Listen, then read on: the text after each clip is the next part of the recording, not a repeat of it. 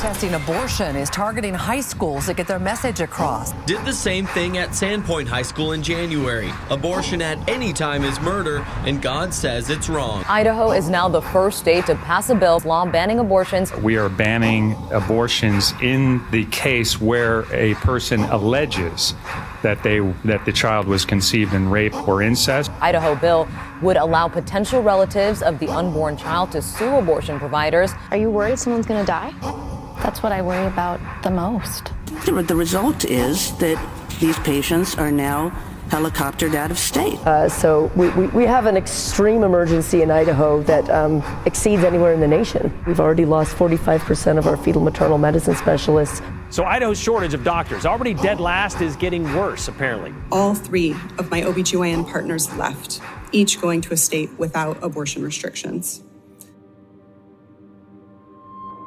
In Idaho, some stories go unspoken.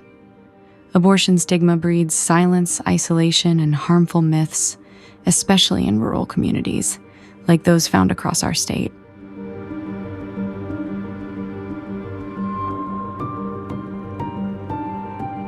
The Pro-Voice Project meets Idahoans where they already gather, turning familiar places into rooms for honest story and community connection.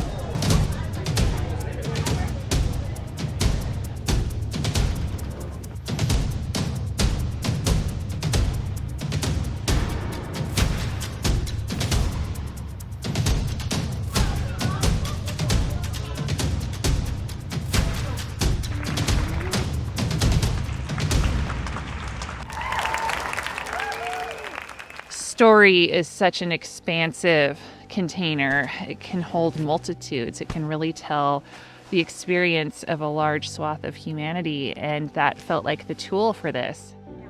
Sorry, I hope you were okay with dogs. Yeah, he settles down. Roe v. Wade was overturned while we were deciding, if we wanted to get pregnant.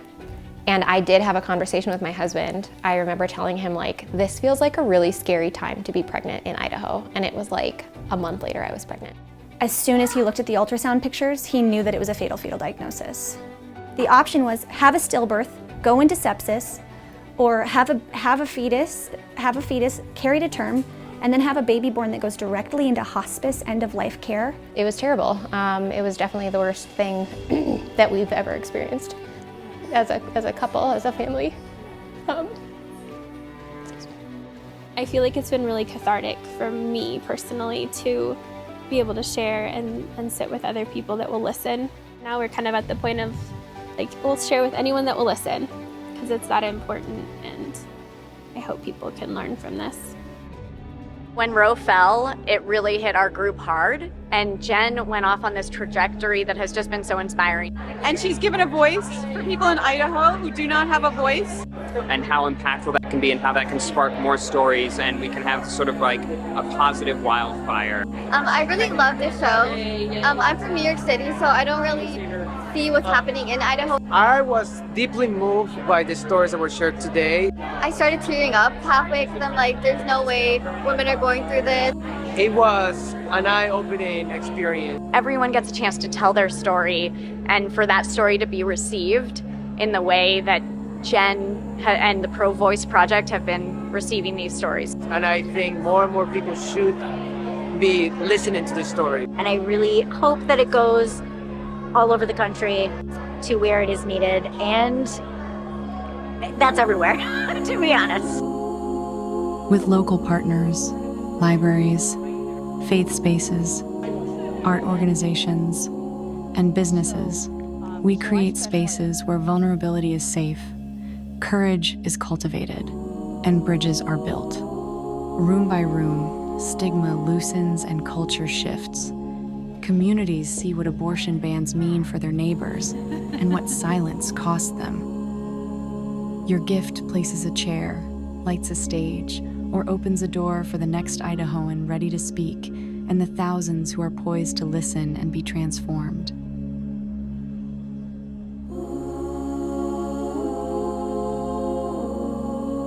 Help PVP bring more voices to the stage and screen in communities across Idaho. When we share, we heal.